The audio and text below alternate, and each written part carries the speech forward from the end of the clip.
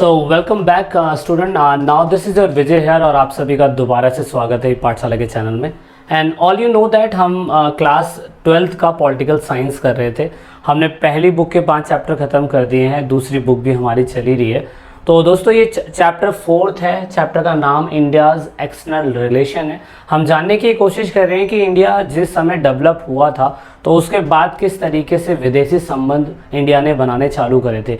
ये वीडियो का पहला पार्ट है। अगर आप चैनल पे नए हैं तो चैनल को ज़रूर ज्वाइन करिएगा और साथ में आप हमारे लिए आप नोट्स चाहते हैं तो आप टेलीग्राम हैं वहाँ पे जाइए, वहाँ पे आपको नोट्स अवेलेबल हो जाएंगे। आप फेसबुक पेज और इंस्टाग्राम पे भी हमारे साथ जुड़ सकते हैं लेटेस्ट अपडेट के लिए, ताकि आपको सारी जानकारी मिलती रहे। दोस्तों ये इंट्रो पार्ट है तो थोड़ा सा मैं इसको आपको इतना ज़्यादा मतलब नहीं बताऊंगा, लेकिन बस आपको ये बता दूंगा कि पूरे चैप्टर में है क्या, ताकि जो धीरे धीरे आगे पार्ट आते रहेंगे आपको समझ में आता रहेगा। ठीक है, तो in this chapter we basically need to understand about the shape of India's external relation.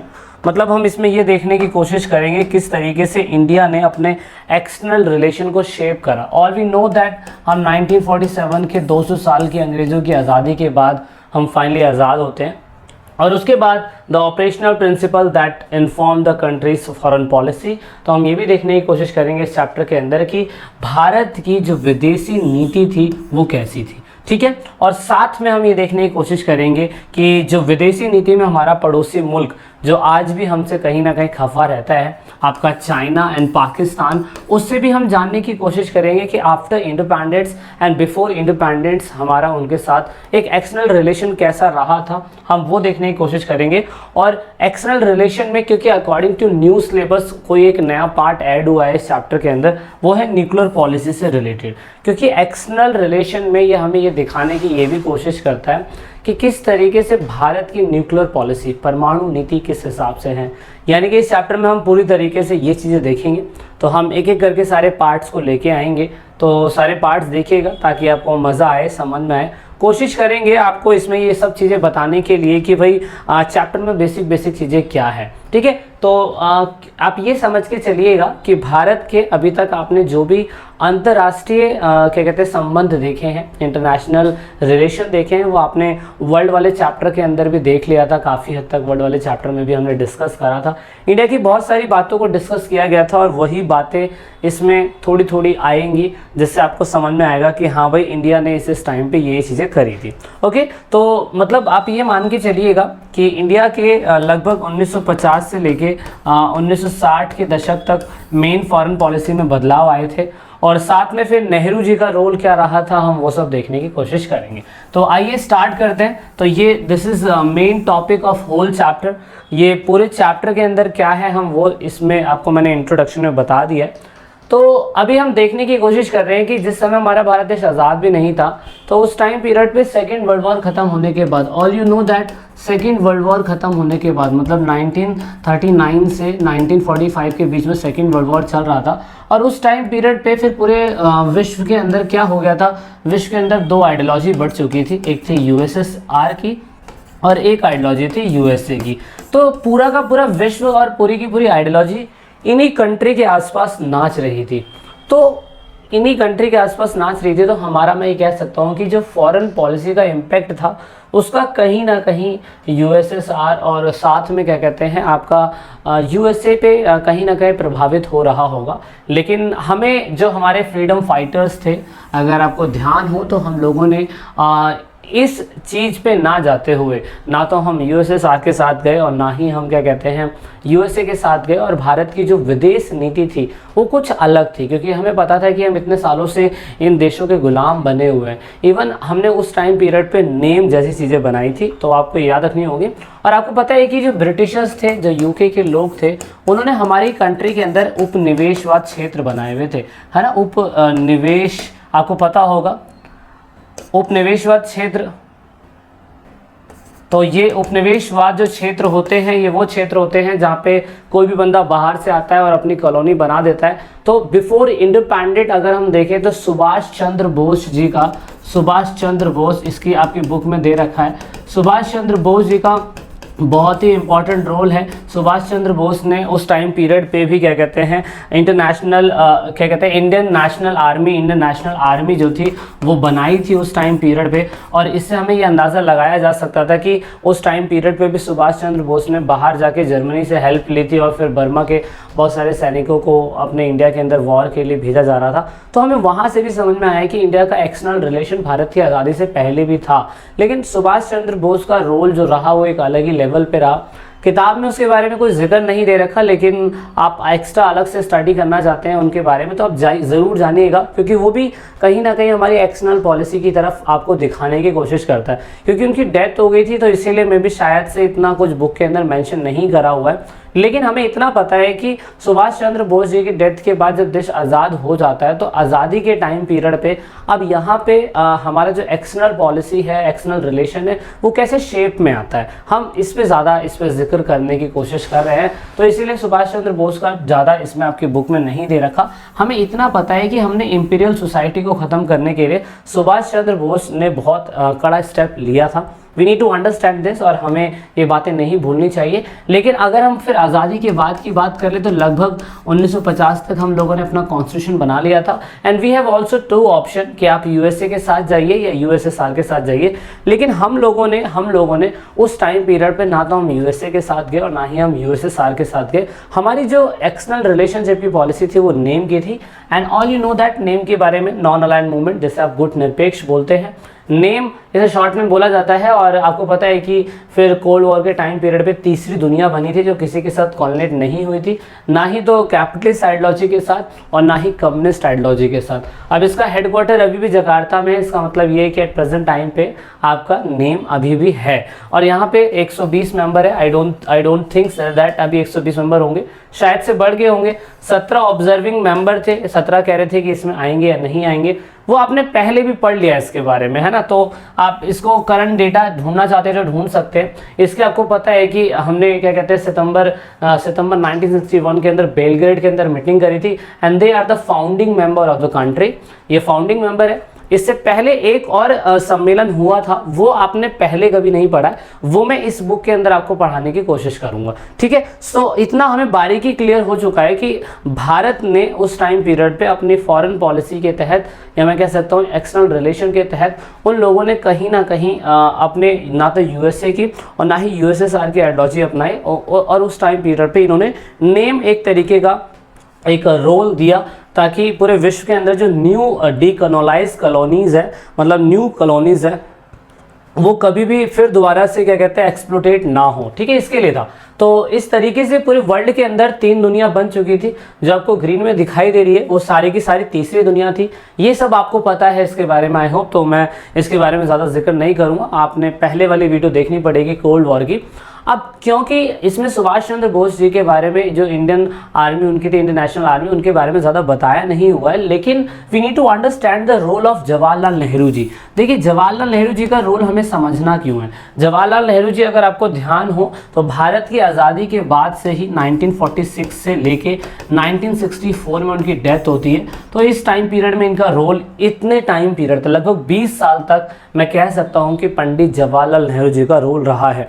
मतलब भारत के पहले मैं कह सकता हूँ राष्ट्रीय के प्रधानमंत्री हैं और राष्ट्रीय एजेंडा इंटरनेशनल लेवल पे लेके जाना। विदेश मंत्री भी ये बने थे, विदेश मंत्री बने थे। तो भाई फॉरेन पॉलिसी को इम्पैक्ट करने वाले व्यक्तियों में से सबसे इंपॉर्टेंट रोल इनका हो सकता है ना। तो इसीलिए हमें इस चैप्टर के अंदर नेहरू जी के रोल के बारे में ज़्यादा पढ़ना होगा।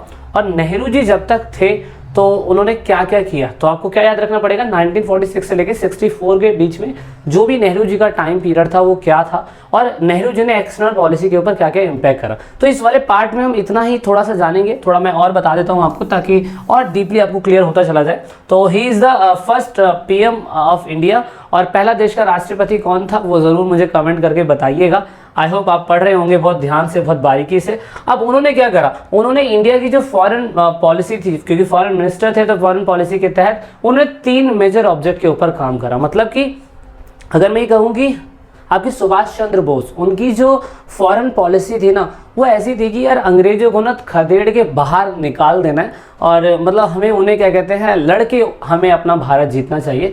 जबकि आपको पता है कि गांधी जी का रोल यही था कि यार एक गाल पे कोई तुम्हें मारेगा तो तुम दूसरे गाल पे खा लो।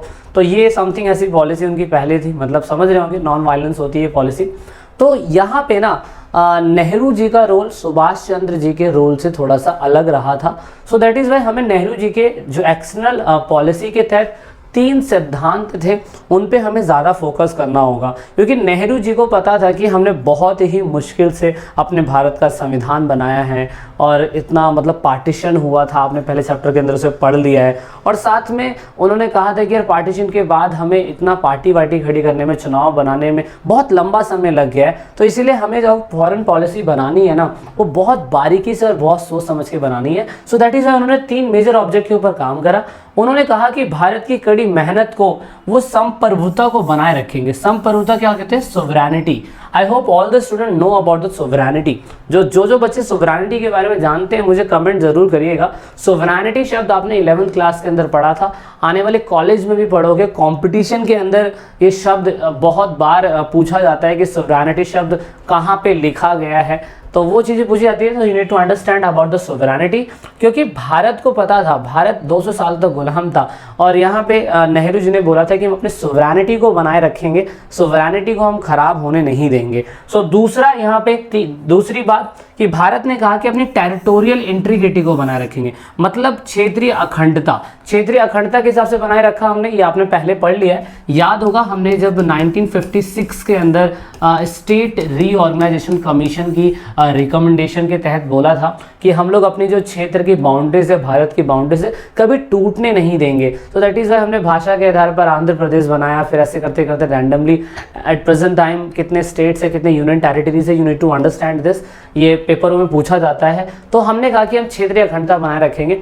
ऐसा कभी नहीं होगा कि अगर हम किसी दूसरे देश के साथ अगर फॉरेन पॉलिसी अपनी बनाते हैं तो हम अपने टेरिटोरियल को बेच देंगे, तो we can not do this. हमने इस पे भी फोकस करा और हमने कहा कि अगर हम किसी भी कंट्री के साथ अपना फॉरेन रिलेशन बना रहे हैं ना, तो हमारा मेन मकसद क्या होगा? हमारा मेन मकसद होगा रैपिड इकोनॉमिक ग्रोथ, मतलब बहुत तेजी से बिजनेस में या अपने इकोनॉमिक में ग्रोथ करना। क्योंकि आपको पता है कि पहली थी जो एग्रीकल्चर पे थी, दूसरी जो थी वो आपकी क्या कहते हैं इंडस्ट्रीज पे थी, तीसरी दोनों पे मिक्स थी, चौथी थोड़ा सा समय लग गया था, कहते तीसरी फेल हो गई थी। तो फिर हमने कहा कि यार बाहर से हम इंपोर्ट एक्सपोर्ट थोड़ा सा बंद कर देंगे और अपने ही देश के ऊपर थोड़ा सा फोकस करेंगे। तो ये सारी चीज़ें हमने बनाए रखी और यहाँ पे अगर आप देखें तो नेहरू जी ने यहाँ पे एक सही ठीक ठाक सा रोल निभा लिया था।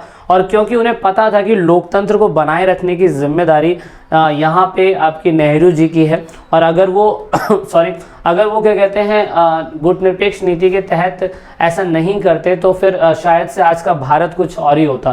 क्योंकि हमने ये कहा था कि हम इसलिए बनाए रखेंगे ऐसा क्योंकि यहाँ पे हमारे पास ऑप्शन नहीं है, हमारे पास ऑप्शन 2 ही थे। अब यहाँ पे बहुत से लोग ये कह रहे थे कि किसी किसी को तो ऐसा लगता था कि यार there were many in the India then who was deeply impressed by the Soviet model of development. India के अंदर बहुत सारे लोग ऐसे थे जो सोवियत मॉडल के ऊपर फोकस कर रहे थे, क्योंकि सोवियत मॉडल में क्या होता है, सारा कुछ कंट्रोल सरकार के हाथ में होता है। और भारत जब आज़ाद हुआ था, भारत की व्यवस्था ऐसी थी, भारत का सिस्टम ऐसा था कि वो सारा का सारा अपने हाथ में ही रखना चाहते थे या उन्हें रखना चाहिए था। लेकिन भारत ने ऐसा नहीं करा। भारत ने और कुछ लीडर्स जैसे कि आपके स्पेशली आपके डॉक्टर बी आर अम्बेडकर पूरी तरीके से ये कहने पे मजबूर थे कि वो कहीं ना कहीं लोकतंत्र के हिमायती थे। तो उन्होंने कहा कि यार ऐसा ही होना चाहिए। तो यहाँ पे बहुत से कुछ ऐसे लीडर भी थे जिन्होंने कहा कि यार अमेरिकन की जो कैपिटलिस्ट आइडियोलॉजी है ना, प्राइवेटाइजेशन, वो ज़्यादा अच्छा है। तो इसमें फिर वो लेफ्टीज राइटीज वाला सीन हो गया। अगर आपको लेफ्टी राइटी वाला सीन पता है, वामपंथी दक्षिणपंथी, तो आप समझ पा रहे होंगे हर जगह 2 ही आइडियोलॉजी काम करती है। तो इसीलिए लोगों ने कहा कि नहीं, हमें ऐसा करना चाहिए। कुछ नेताओं ने राजनीतिक दल चाहते हुए भी भारत अमेरिका की विदेशी नीतियों का अनुसरण करा। उन्होंने प्रो यूएस फॉरेन पॉलिसी अपनाई। प्रो यूएस फॉरेन पॉलिसी का मतलब ये होता है कि ऐसे लोग जो यूएस की फॉरेन पॉलिसी को अच्छा मानते हैं। तो बहुत से लोगों ने ये भी बताने की कोशिश करी कि हम अमेरिका की जो फॉरेन पॉलिसी है उसके पक्ष में है। तो इसमें भारतीय जनता पार्टी, स्वतंत्र पार्टी, ऐसी बहुत सारी पार्टियां शामिल थी जो नेहरू के साथ तो थी, लेकिन नेहरू को ऐसा ऐसा गाइड करने की कोशिश कर रही थी। लेकिन we all know that during the cold war हम दोनों ही पावरफुल ब्लॉक से अलग थे और हमने दोनों ही पावरफुल ब्लॉक के साथ ना मिलते हुए हमने कहा भैया हम ऐसा बिल्कुल नहीं करेंगे, हम अपना कुछ अलग सिस्टम बनाएंगे। इसीलिए ना तो हम नाटो के अंदर गए, ना तो हम नाटो के अंदर गए, और आई होप आपको पता होगा ना तो हम सेंटो के अंदर गए और ना ही हम सीटो के अंदर गए। ये टाइमलाइन मैंने आप सभी को कहा था, आपको याद रखना होगा। हाँ, और एक और है आपका वार्सो पैक्ट, ना ही हम वार्सो पैक्ट के अंदर गए। हमने कहा भैया जयराम जी की आपसे हम बाद में मिलेंगे। और इवन अमेरिका का क्या कहते हैं स्विस कैनाल को लेके, यूके का स्विस कैनाल को लेके इजिप्ट लोगों के साथ वॉर भी चलता रहा था, उसके अंदर भी हमने अपना ज़्यादा इंटरनेशनल लेवल पे अपना वो दिखाया नहीं रवैया कि हम भी अपनी आर्मी भेजेंगे वगैरह वगैरह, क्योंकि हमने कहा था कि भारत एक विकासशील और शांतिप्रिय देश बनेगा और हम पूरी तरीके से उन सभी कंट्रियों को अपने साथ में लेके चलने की कोशिश करेंगे जो अभी नई डेवलप कंट्री हैं, समझ रहे हैं। हम ऐसा नहीं चाहेंगे कि हम अपने भारत देश को एकदम से दोबारा से वॉर में या ऐसी चीज़ों के अंदर हम डाल दें। So that is why India ने क्या करा, इंडिया ने गुट निरपेक्ष के माध्यम से यानी कि नेम के थ्रू उन्होंने कहा कि ठीक है हम नेम के थ्रू चीज़ों को अच्छा करेंगे। सो दैट इज़ वाई उन्होंने क्या करा, उन्होंने दोनों ही पावरफुल ब्लॉक से इक्वल डिस्टेंस बनाए रखा। उन्होंने कोल्ड वॉर की टेंशन को घटाने के लिए वो सारे काम करे जो उनसे हो सकते थे। जैसे कि मैंने कहा स्विस कैनाल के ऊपर ब्रिटेन को ना बढ़ावा देना ना रोकना, कोशिश यही करी गई कि भाई उस टाइम पीरियड के अंदर जो इंटरनेशनल लेवल पे जो भी सिस्टम ख़राब हो सकता है, जो कोल्ड वॉर को बढ़ा सकता है, उसकी तरफ भारत ने फोकस नहीं करा। और यहाँ पे उन्होंने contributing human resource to the UN peace keeping operation, मतलब यूएन की पीस कीपिंग ऑपरेशन पे हमेशा जो आपका नेम था उन्होंने पूरी तरीके से साथ देने की कोशिश करी। मतलब उन्होंने कभी भी ऐसा नहीं करा कि वो कोल्ड वॉर को बढ़ाएं। सो दैट इज़ वाई, क्योंकि आपने पिछले ही चैप्टर में भी पढ़ा हुआ था कि भारत ने किस तरीके से अच्छे से रिलेशन बनाए। सो दैट इज़ वाई उन्होंने क्या करा, जैसे ही वो आज़ाद हुए 1947 के बाद और लगभग इलेक्शन होने के बाद या आपके कॉन्स्टिट्यूशन बनने के बाद, हमने सबसे पहले क्या करा, हमने सबसे पहले उन कंट्रियों के साथ अपने अच्छे रिलेशन बनाए जो एफ्रो एशिया थे। एफ्रो मतलब अफ्रीका की बहुत सारी कंट्रियां और एशिया की बहुत सारी कंट्रियां, क्योंकि ये सारी की सारी कंट्रियां क्या है, ये सारी की सारी कंट्रियां वो कंट्रियां हैं जो न्यूली इंडिपेंडेंट हुई है और अंग्रेजों के अंडर में या तो ये गुलाम रही थी और या तो वो उनके शासन के अगेंस्ट में, या मैं कह सकता हूँ उनके शासन के अंडर में चल रही होगी। तो इसीलिए इंडिया ने क्या करा, इंडिया ने एक कॉन्फ्रेंस बुलाया था मार्च 1947 के अंदर। इसे आप conventional of Asian relation conference बोलते हैं। तो ये चीज़ हमने 1947 में मार्च में बुला लिया था, मतलब जब हम लोग आज़ाद भी नहीं हुए थे तभी से हमने क्या कहते हैं जो एशिया की बहुत सारी कंट्रियाँ हैं हमने उन लोगों के साथ क्या कहते हैं अपने अच्छे रिलेशन बनाने चालू कर दिए थे। तो यहाँ से भी अंदाज़ा लगाया जा सकता है कि हमने कभी भी ऐसा नहीं सोचा था कि हम लोग क्या कहते हैं मतलब डायरेक्टली जो बड़ी शक्तियाँ होती है, पावरफुल ब्लॉक्स होते हैं, उनके साथ जाएंगे। तो नेहरू जी के दौरान भारत और एशिया मैं कह सकता हूँ कि एशिया और अफ्रीका के संबंध बहुत अच्छे देखे गए। 1940 और 50 के बीच के टाइम पीरियड में अगर हम देखें तो उस टाइम पीरियड में यहाँ पे आपका एसोसिएशन रिलेशन कॉन्फ्रेंस जो था, आसियान रिलेशन कॉन्फ्रेंस, ये मार्च 1947 के अंदर हुआ था। और ये बेसिकली ये वही चीज़ है जिससे ये दिखाने की कोशिश करी जाती है किस तरीके से जो इंडिया है वो अपने अच्छे रिलेशन एफ्रो एशिया कंट्री के साथ बनाने की शुरुआत कर चुका था, जिसमें से जीता जागता एग्जांपल ये है कि उसने अपार्टेड सिस्टम के तहत साउथ अफ्रीका के अंदर हमेशा विरोध किया है कि ऐसा नहीं होना चाहिए। उन्होंने इंडोनेशिया की आज़ादी के ऊपर पूरी तरीके से साथ दिया है, क्योंकि इंडोनेशिया के ऊपर डच जो लोग थे वो इंडोनेशिया के अंदर राज कर रहे थे, तो उसको भी छुड़ाने की मांग करी थी। और 1949 के अंदर जाके फाइनली वहाँ पे पूरी तरीके से रेवोल्यूशन हुआ और वो भी फाइनली जाके आज़ाद होता है। सो दैट इज़ वाई हम लोगों ने क्या करा, हम लोगों ने उसके बाद जितनी भी कंट्रियां एशिया और अफ्रीका के थी, हमने एक एफ्रो एशियन क्या कहते हैं कॉन्फ्रेंस रखा वांडुंग के अंदर। कहाँ पे? वांडुंग में।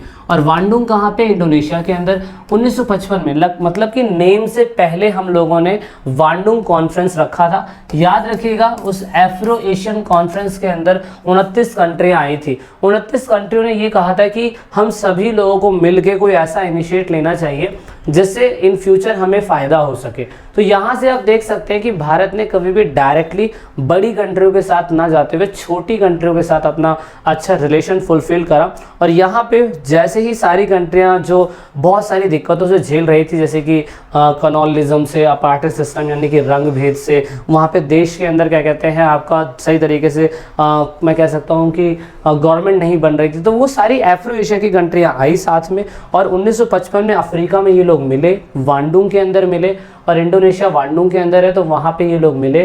देन फाइनली ये बिल्डिंग आपको दिखाई दे रही है, बिल्डिंग पहले ऐसी थी अब ऐसी हो चुकी है 2007 के अंदर। अब यहाँ पे ये लोग मिले, 29 कंट्रियाँ मिली, और इन सभी 29 कंट्रियों ने मिलकर स्टेप लिया। हालांकि उस टाइम पीरियड के अंदर इजिप्ट, इंडोनेशिया और भारत ही मेन कंट्रियाँ थी, लेकिन उसके बाद उन्होंने कुछ बनाया नहीं। लेकिन उसके कुछ ही टाइम बाद सितंबर 1961 के अंदर इन लोगों ने बेलग्रेड के अंदर एक मीटिंग करी, जिसे आप यूगोस्लाविया मीटिंग भी बोलते हैं, बेलग्रेड मीटिंग भी बोलते हैं, सितंबर 91 में। एंड देन फाइनली 29 कंट्रियों ने साइन ना करते हुए 25 कंट्रियों ने साइन करे, एंड देन फाइनली नेम बना। और इससे हमने पहला नेहरू जी के टाइम पीरियड पे एक पहला हमने क्या कहते हैं एक रिलेशन बिल्डअप करा। हालांकि इससे पहले चाइना से हमारा पंचशील एग्रीमेंट भी हुआ था, उसके बारे में हम आगे बात करेंगे। लेकिन यहाँ पे हमने ये देखना है कि कैसे गुटनिरपेक्ष आंदोलन अस्तित्व में आया, नेम मूवमेंट अस्तित्व में आया, एंड ये पूरी की पूरी कहानी थी आपकी। यहाँ से हम देख सकते हैं कि भारत का एक्सटर्नल रिलेशन जो था वो जीता जागता कुछ ऐसे बनता चला गया था। और इसमें बहुत सारी चीज़ें जो आपने देखनी है, समझनी है, ठीक है। सो अभी इस पार्ट के अंदर इतना ही रखेंगे, हम वीडियो के अगले पार्ट में जल्दी मिलेंगे। This is it in this video and I hope you like this video. और चैनल पे अगर आपने एंड तक वीडियो देखी है तो जो भी क्वेश्चंस है, क्वेरीज है, आप हमारे साथ जुड़ सकते हैं, हमसे पूछ सकते हैं। जब तक के लिए जय हिंद, जय भारत, और जल्दी वीडियो के अगले पार्ट में मिलते हैं।